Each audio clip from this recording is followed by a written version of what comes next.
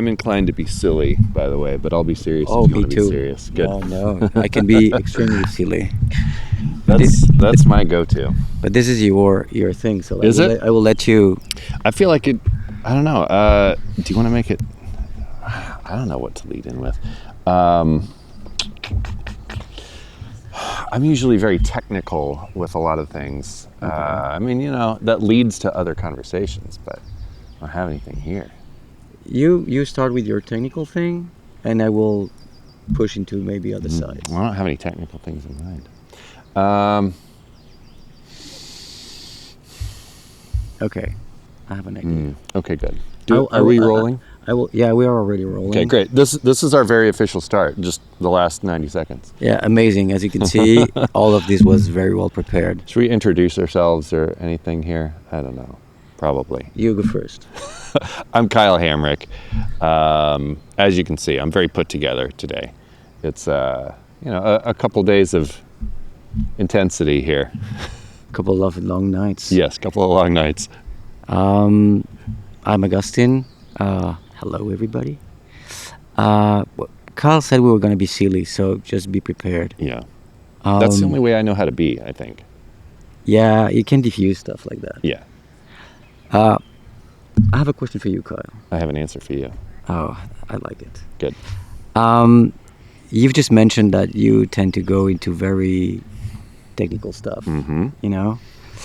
And maybe I will put you here on a hot spot. I love it. Like, what about the artistic side? Yeah. Like, what talks to you? What is your artistic sensitivity like? Yeah. I mean, I think I struggle with that sometimes because I lean a more technical person, and I certainly make a lot of creative stuff. But I think it's also a little bit of the technical stuff is probably kind of a security blanket for me because then I can do that and I don't have to get exploratory and vulnerable at all. So I'm glad that you asked this. I do try to do a lot of I mean, this is kind of the same thing, but I think a lot of what I do is trying to empower other people to, learn the tool or whatever, so that they can do their artistic thing. Maybe as a way that I don't have to showcase my own. I'm a dabbler. I think is probably the easiest way to describe it. And I often I know I do a lot of artistic things, but I don't know if I'd consider myself an artist.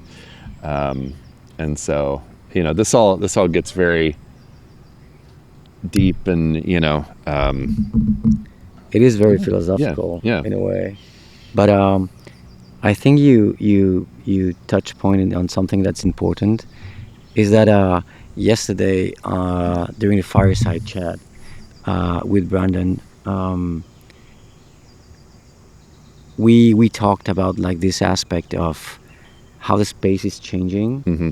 and some of the creative spaces that existed for young creatives are kind of disappearing due to a plethora of reasons. Yeah. And I think that what you're doing and Brandon is doing and other people from the Mograph community is doing is allowing those spaces to still exist and in different ways. So Brandon was talking about the whole culture and mm-hmm. The failing and trying and happy accidents. Mm-hmm. And so I would say don't lower yourself because it's technical, because there will be always need also for that space. Yeah. It's something that we've evoked with Ryan Summers and with Brandon and with PJ from The Laundry yesterday. When we started, there was absolutely nothing. Yeah. I've had this conversation with several people over the weekend.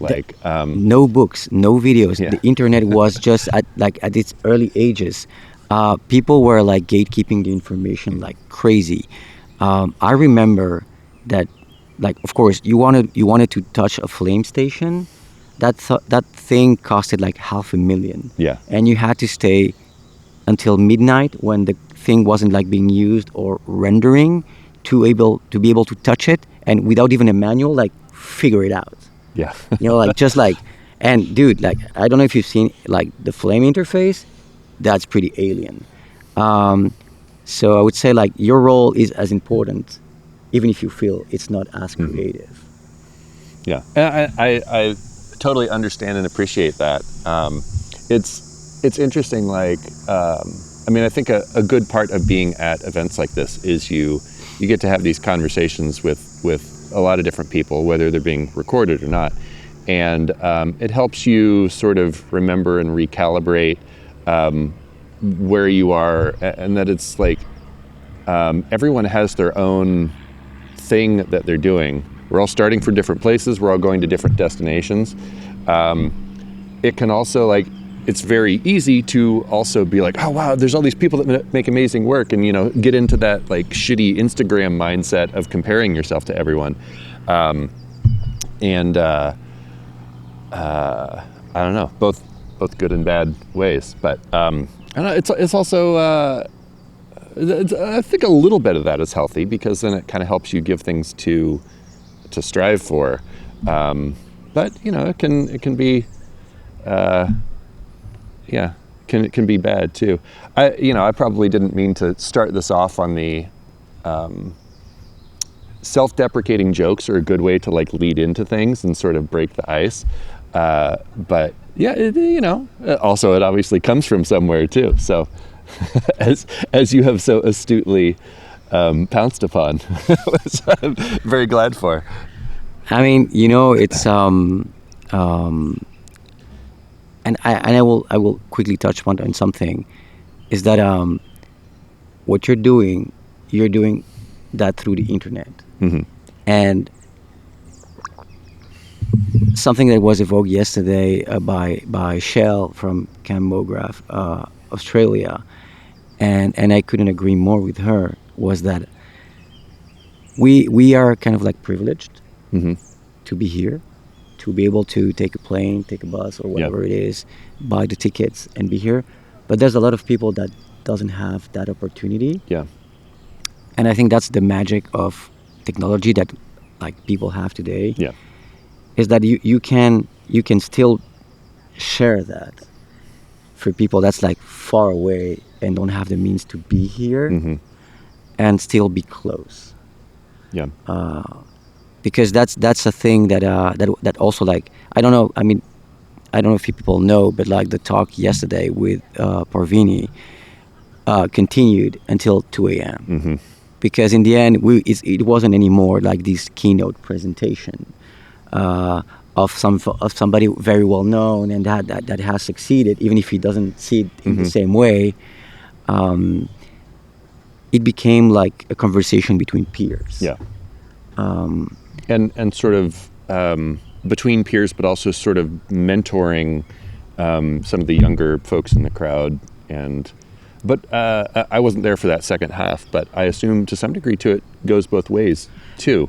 Totally. Because it's easy. We've been through the grind of doing this without 50 podcasts and courses and books and stuff telling us how to do all of it, and we came out the other end a little bit cynical sometimes. And what was really refreshing about like the discussion yesterday is that it wasn't wrapped up in this like baggage of fluff. Yeah. It was very straightforward. Yeah. And like you said, it was both ways, because then younger people could tell these people that have been in the business for 20 years, well, I hear you, but this is my situation right now. And what you're saying worked for you is different for me. And Parvini like said it very, very clearly. It's like there's no silver bullet. Yeah. There's no one master plan that will make you, I hate the word succeed, but like, let's say, make you have like the position you want. Like everything is like infinity of shades of gray. And that for me, that was the big takeaway yesterday, is like letting know people that it is hard. But nothing comes without effort and like searching and stumbling and finding your own way, your own voice. And so you still haven't replied to me. What artistic thing triggered you? Oh, did I dodge that? Oops. Yeah. You. I didn't fully mean to. I mean, I sort of answered in that I'm a tinkerer, and I do sort of a lot of different little things. I mean, ultimately, like I'm in an extremely, what I think is a very lucky position right now, where one of the things that I do is Motion Design Hotline, where I get to go on Adobe Live every week and demonstrate stuff to people with my friend Evan Abrams. And it's mostly technical stuff and a lot of dumb jokes. But we're, trying to help educate people about the process as well. But as part of that, like for every one of those, we come up with, some boundaries around what we're trying to teach. But beyond that, it's just whatever we want to make. And so every one of those is a little personal project to some extent. And certainly some of them. So what you're saying, like every episode is sort of like a happening. Yeah. Like it's its own like random artistic experiment. Yeah. And some of them are certainly better than others. Some of them have more time allowed for them than others. But, I mean, we put a lot of effort into trying to make it into a show and a thing that we enjoy doing, and hopefully that comes across. But like all of that is where I put a lot of my creative energy into like trying to make other people getting introduced to both the tools but also these concepts in ways that are interesting enough that they get hyped about it and want to keep doing it. Have I managed to not dodge yet? You tell me. Still a little bit. A little bit. But I mean, no, it's okay. Wait, I've just lost my train of thought for a second. Is yesterday we were talking because we started like with these kind of like jokes and stuff, and that's sort of like your style, and VFX and Chill does that too. Yep. And I find it awesome because we are at a stage where we became like an industry. Everybody knows what motion design is. It's being used like by any type of brands and like systems and governments. Like it's everywhere. Yeah. So it has kind of like institutionalized a little bit. We have all of these like metrics and ways of doing things, and staying silly, like not taking ourselves like so seriously, like is really important, because otherwise you become this sort of like dinosaur, calcified dinosaur. Yeah. It was Ryan Summers that said that yesterday in a convo, and he's like, yeah, we are being like a whole part of this industry is being calcified in this model, and we have to break from that and stay that vibrant scene that motion design was at some point, and it still is very vibrant, but with the influx of people and tools and things, it has normalized a lot. Yeah. Well, a thing I was going to say a minute ago, we're kind of like ping-ponging between these topics, but like, That is chaos, man. Yeah, I love it. We folks, motion designers of a certain age, we came through a lot of stuff and figured it out. And this goes to a lot of what Brandon was talking about last night. I was saying a minute ago, like, there's all these courses and all this stuff out there for people to learn stuff. That also means that the bar that was here for us is here for everyone coming in. Yeah. And I would be surprised that too many people today, in 2005, you could go, well, I don't have any clue what I'm doing, but I'll figure it out. And the ability to do that today is probably very different because, like when I started, I was a video editor, and then I kind of figured out some After Effects stuff, and then I was an After Effects guy for a while because motion graphics was barely even a thing, let alone it becoming motion design. And like, I didn't know anything about design for a long time, and I could make stuff move, and I could make composites, but it all looked like crap because I didn't have any design background. And like the ability to be able to do that, I don't know how much that even exists anymore, because you're expected to know all the things because it's there for you to learn it. Yeah, I see what you mean. And I think that, quoting what you just said, like for us older guys, it's also hard to keep on Yeah. because You see that nipping at your heels the whole time. yeah, and like there's this whole like wave of disruptive tools also coming in. There's like too many tools to learn. Yeah. We've already know too many tools. We have Yeah. to already master too many tools, and but I think that maybe the thing we can influx to younger people is that you don't have to be good at all of them, Right. And no one is. and no one is like Even if they seem to be. I yeah. promise you It's they're like not. take a tool like Houdini. Like you could be using that for 10 years and still like know just 50% of it. Like a tool like Unreal, like there's so many levels in there that you could be tinkering with.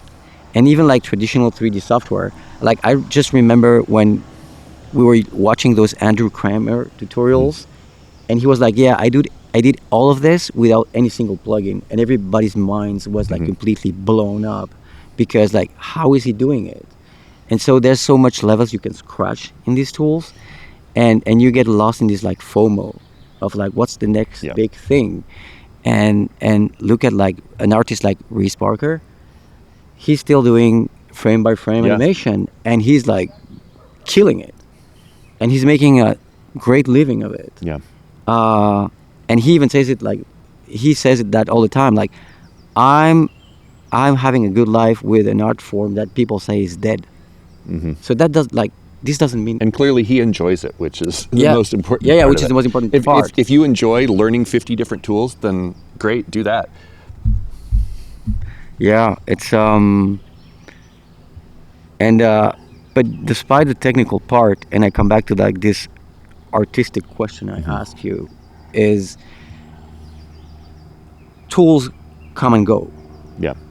you know, and Brandon said the same thing yesterday, but like the fundamentals of all of this, the taste you acquire, the research you do, that to me is the part that maybe hasn't been like, is kind of like a little bit distilled nowadays. Is you got out of school and then you have to like hit the pedal and go. Like you have no time to kind of like Explore. and dig all those things that in the end those are the real core parts that will shape artistically who you are. And so you don't have to answer me this, like the question I asked you initially wasn't like, hey, what's your art project? Right. It's more like, what is the art that speaks to you? You know, it can be music, it can be film, it can be painting. Like, so I will rephrase Yeah. maybe my question Good. differently, because I'm persistent and I want to have an answer. Glad. Is, yeah, what art form, or is there something that is memorable to you? Maybe it can be an anecdote. It can be like, look, when I was 10 years old, I looked at this and it blew my head away. And since then, like that has been like this like light in the dark that guides kind of like my path. And Brandon Pervini mentioned like that he saw The Wall from Pink Floyd when he was very young, because it was a cartoon and they thought, oh, it's a cartoon, it's for kids. Yeah. And then he was traumatized for the rest of his life. But like that Which he made into a joke, but probably yeah. But that left such a powerful impression on him. And so now I return the question to you, like, what is your line in the dark, artistically speaking, that like has left a strong landmark? And it doesn't have to be something like super obscure. Yeah, Like, yeah. If it's something that everybody knows, doesn't matter, because that matters to me. you. Right. Yeah, but of course I feel like I need to come up with something good. I've always struggled with picking favorites. You need to look sleek. I know, yeah. I mean, music has always been very important to me, and always a thing that, I don't know, has been a big part of my life, mostly just as a listener.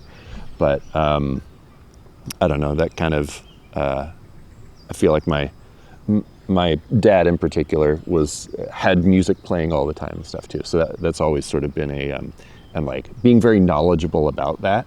And I think, there's a lot of like silly music trivia you can get into, but it's interesting sometimes like figuring out all of the history of like, I don't know, British bands in the late 60s or something, and realizing how sort of incestuous, for lack of a better word, a lot of them were. And then you're like, oh, I see how all of that happened though. Like, cause it was this moment when all of these super talented people were around. Still non-answer. I'm trying to think of like, I've got a lot of movies and old TV shows and stuff that definitely would like evoke nostalgia things for me. I don't know if any of them is like my guiding light necessarily. I almost wonder if like all of it sort of is. I have sort of like, I think ironically at first, but I sort of realized non-ironically like that Bob Ross actually is like sort of a weird touch point for like what I'm trying to do with a lot of my educational stuff. That's really good. And like, it's silly because he is kind of, he's sort of easy to laugh about because he's got his vibe, but he also like, he figured out his thing. He figured out a specific technique where he could make a thing approachable and make it super digestible. He paints a whole picture in 25 minutes. Yeah. Because you take off a little time for his little things that he does. Yeah. And, most people would not consider them high art, but he's teaching super essential techniques. And I mean, I don't know how many famous artists started with his, but probably more than zero, right? And took that to some other place. But like, and even just if he inspired generations of people to just be like quietly creative in their own house, which I have no doubt that he did for thousands and thousands of people, right? Yeah. I mean, he's also just super chill to watch. Yeah, it's almost meditation. Yeah. But I don't know. We we did a Bob Ross themed episode earlier this year, and like I bought a wig and there you go. Leaned into it again to be silly. But I think sort of in researching that a little bit to kind of like make myself be ready to be in character for the whole episode, which I had to do because it would make it ridiculous. I sort of realized like, Yeah.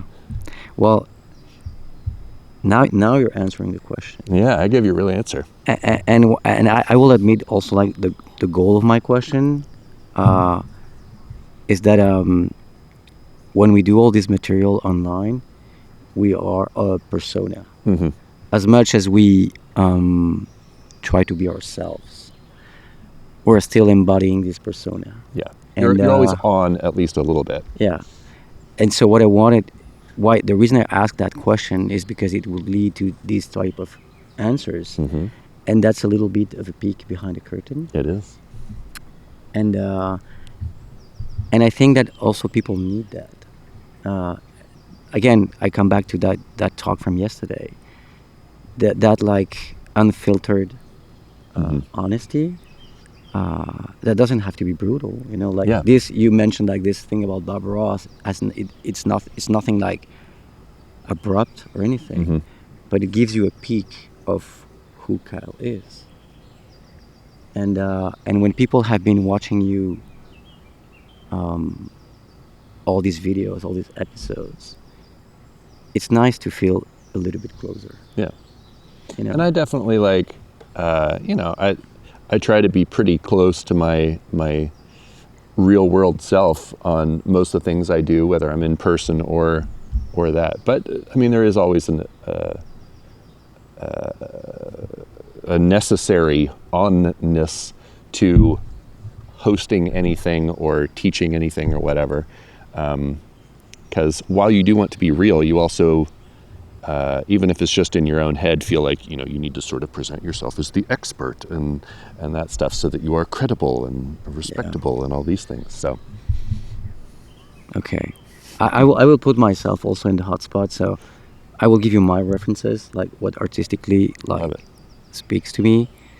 I think I divided in like three things. Visually, to me, it was Akira. Mm-hmm. That I mean, I grew up watching Star Wars and all Mm-hmm. those things, Yeah. and I loved it and everything. But Akira just blew my brain. Like, At the time in particular, it's very different yeah, than yeah, yeah. anything else that It, really it just happened. raised the bar, and it's still like the Yeah. high metric. And I don't do anime at all. You know, it's like it's not even my style. But when I saw it, I was like, I want to be part of. Like, I want to be into this in some way or another. And then that diverged into also cinematography and a lot of other things. But like Akira is like like a North Star thing I follow. And then the second one is the Ramones, like Nice. punk rock. I was 13 when I saw my first concert. It was already kind of like the end of the band, Mm-hmm. and that also kind of like exploded in my brain. It's not the most complicated music, but it triggered some stuff inside of me, some chords, Yeah. the rawness of it. And the third one, which is like might sound completely absurd, is woodworking, Love it. like furniture. I don't do, and I cannot even explain why. But it's just this aspect of, let's say, architecture, Mm-hmm. and this like place where like function and design and everything meets, but it still has to be like not some crazy ass chair Mm-hmm. that like when you sit your back hurts. You know, like um, and the crafting, like Yeah.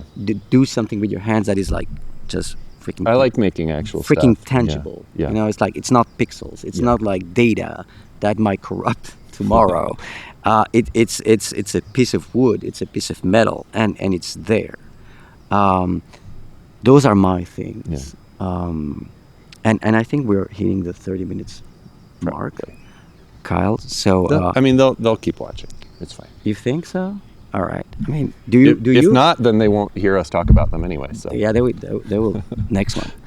Do you have something you want to say, or you know, like tackle, or even a question? I don't know.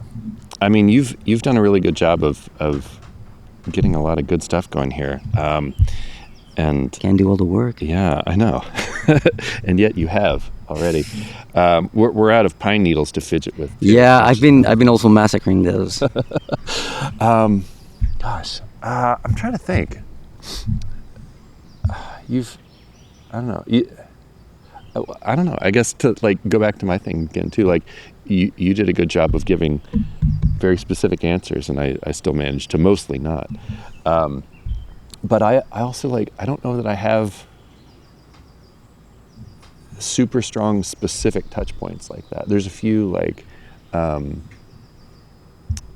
have sort of like a motion design epiphany piece, but like I don't know, that almost seems like a cop out because it seems better to talk about other things. I don't know, man. It's like go with what you feel. Like if you have an epiphany, please Yeah. share it. Well, I will riff on that. Yeah, I'll go with this because and this goes back to something we were talking about before because there not too long ago, if you weren't in a couple specific cities, it was very hard to do anything cool. And now you can literally do that stuff from anywhere. Asterisk. Assuming Thank you you. can get your foot in the door. It's still much easier to get your foot in said door when you are in a couple of specific places. But things like this help break down a lot of those barriers. But MK12, one of the OG motion design studios, which was based in Kansas City, it's just a bunch of art school kids who started making their own thing, and those were the early like Wild West days of Mograph when, again, you could do this stuff. And so like I was just coming out of college at the time, and a friend showed me some of their early stuff, like their video for The Faint, Agenda Suicide. Yeah. And like 4D softcore sweater porn, I think is the title, and a couple of these other like wacky things they were doing. But not only, did that stuff blow my mind, because these were the early days of, Mograph stuff. There wasn't a lot of it out there anyway, but also it was like, wait, they're like a mile away from here, and you could do that without being in LA or something. So like, that's a very sort of core thing. And to be clear, I spent 10 years mostly grinding away on like crappy local TV spots and boring corporate videos and stuff. And only in retrospect have I, realized the value of a lot of the workflow efficiencies and stuff that I necessarily had to pull by being able to crank that kind of stuff out. But, would my career have taken a very different path if I, had moved to New York or LA or something like that? Maybe. Would I also maybe have been broke and miserable in one of those cities? Maybe. But I don't know. You can literally do any of this stuff from anywhere now, but there's definitely still a lot of barriers. So full recognition of that. Yeah, what you're saying like echoes in me pretty strongly, because and it goes also to the story that Joyce Ho told, that she had to leave her Hong Kong to Australia, and then from Australia to New York, and from there then Buck. I don't work at Buck, but I also had at some point like had to leave my country because there were no opportunities at that time. Like there was not even an industry. I think there was not, like motion design didn't exist. So people didn't knew about 3D, and so I had to like left behind like family, friends, sell all my stuff, and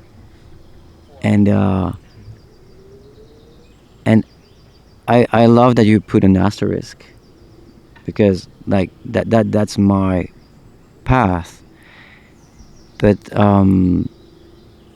there are still like, I'm not gonna say gatekeepers, but barriers. And I call them artificial barriers, because it was one of my inquiries when the first fireside chat happened with Erin Sarofsky and Barton. And I was like, okay, like before COVID, it was really, really hard to work when you were not in America with an American company. It was almost impossible. And COVID happened. Those gates were kicked real hard open.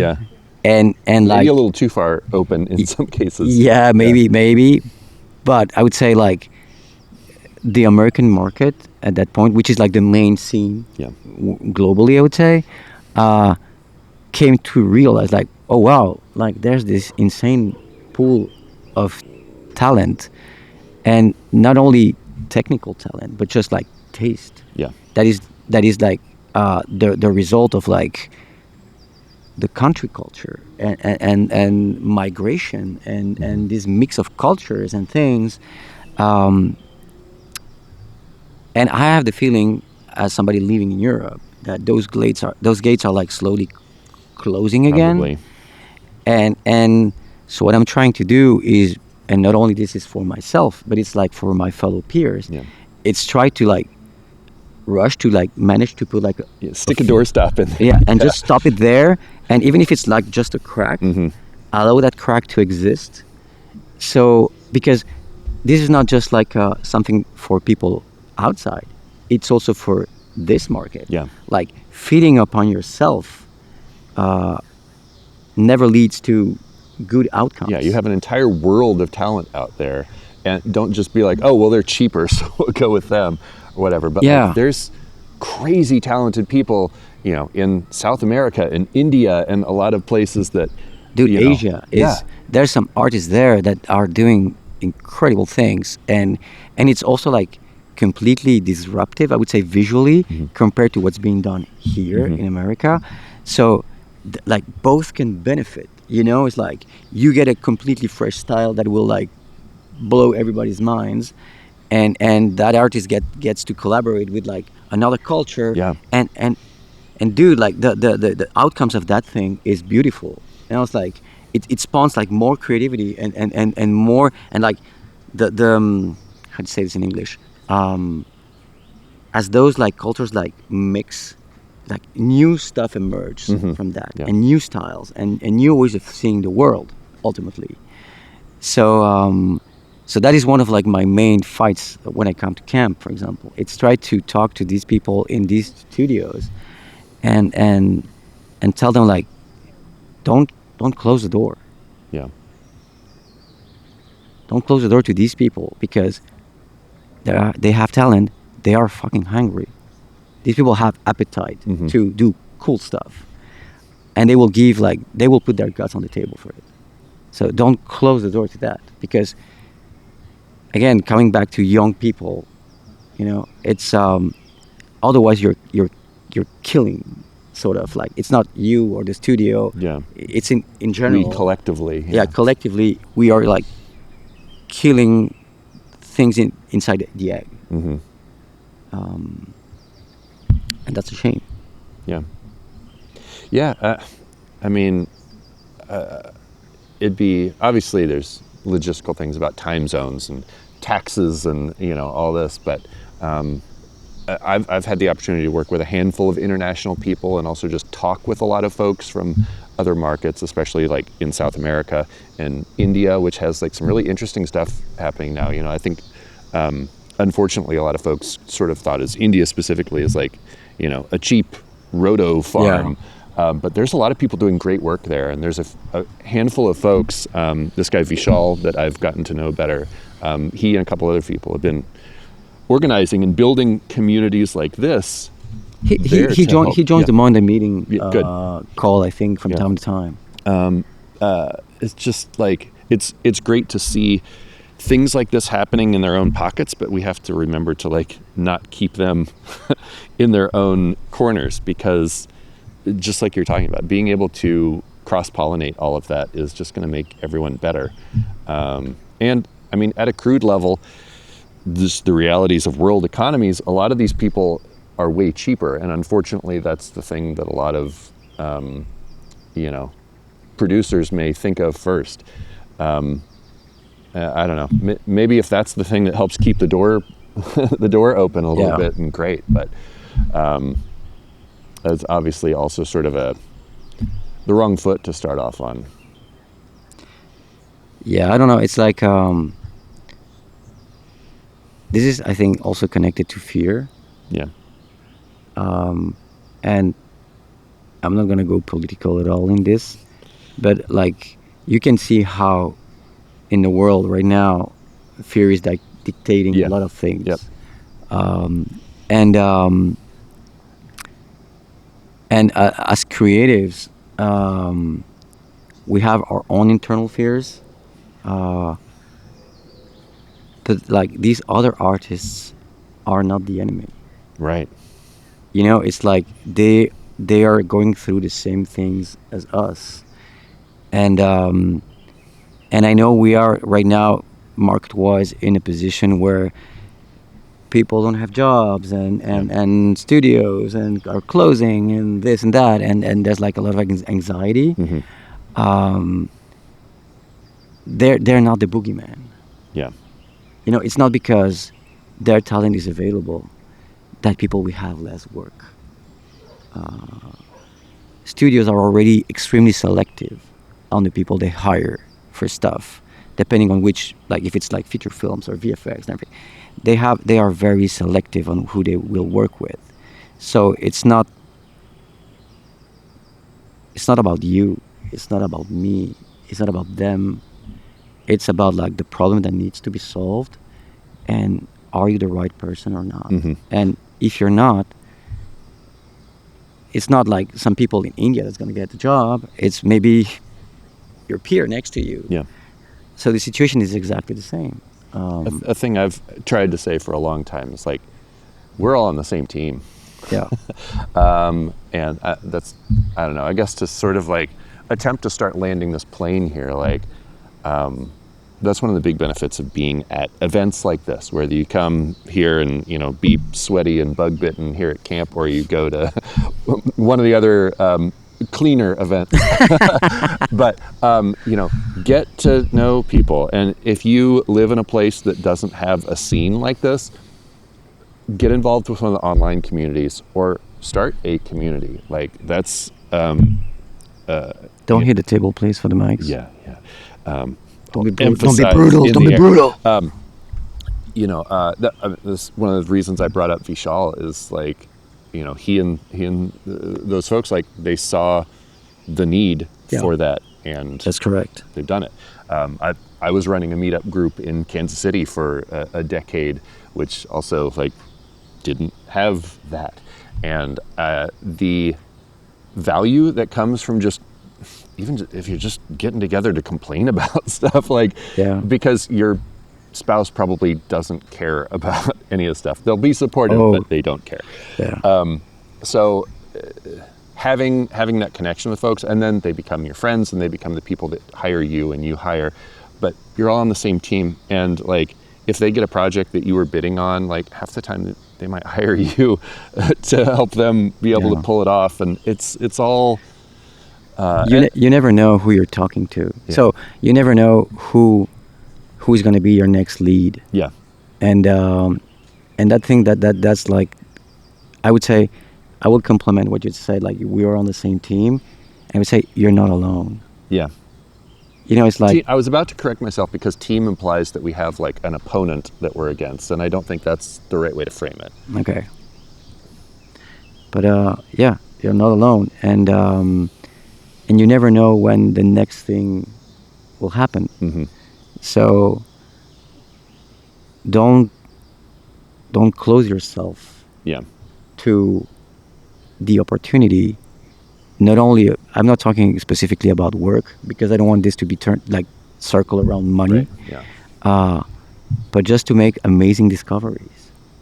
Like, here at camp, I had some, like, very, very deep conversations that are not related at all with motion design. It was just talking about our human experiences. And I know this becomes a little bit philosophical, but I mean... having the work stuff in common to sort of get to that point helps a lot.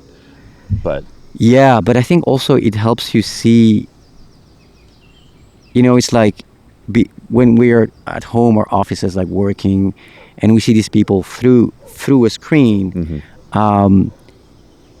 the thing we picture in our minds is all biased by our own living experience.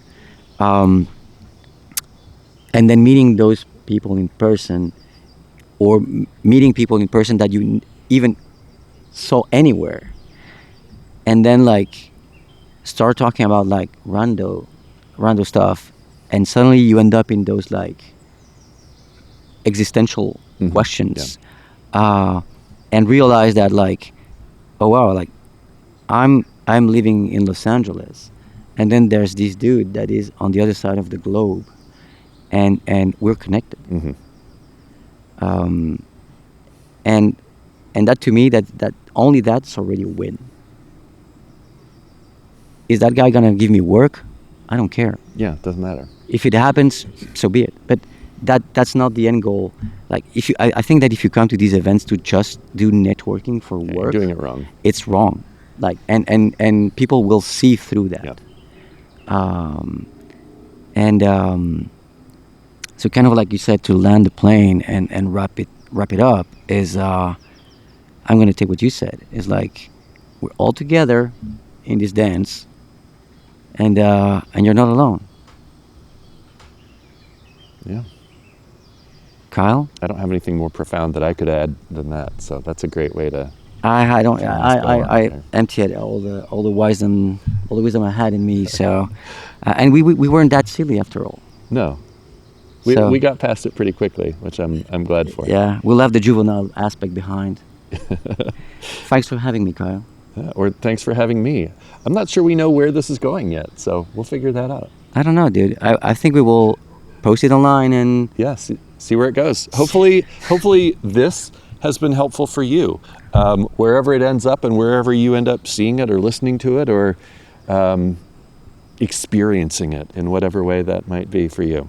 Yeah, and I would say, I mean, I don't know you, Kyle, but like, if this has been meaningful to you and you want to like keep the conversation going, just send an email. Like, just Please. send a DM, whatever. Like, I'd rather have these types of conversations that, how did you do that, like, glow effect on that thing? Like, I can show you a tutorial. That doesn't matter. This is the real talk. And this is what, like, brings us together. Yeah. And to just add one note on that, all these people that you hear talking to you on podcasts and you see their work and whatever, they're all just humans. Like, don't be afraid to just send them an email and be cool about it. Don't, to the thing a minute ago, don't come in and be like, hey, I really love your work. Can you give me work? The answer will be no. But, if you're cool about it and you approach things in the right way, like, everyone's just cool. And generally speaking, this industry is very nice and very helpful. And the folks who have, been through it a little bit more are usually very happy to give whatever wisdom and help the younger people, like, not make some of those same mistakes that had to be made to get here. So don't be afraid. That's all, folks. See ya. That was awesome. That was great.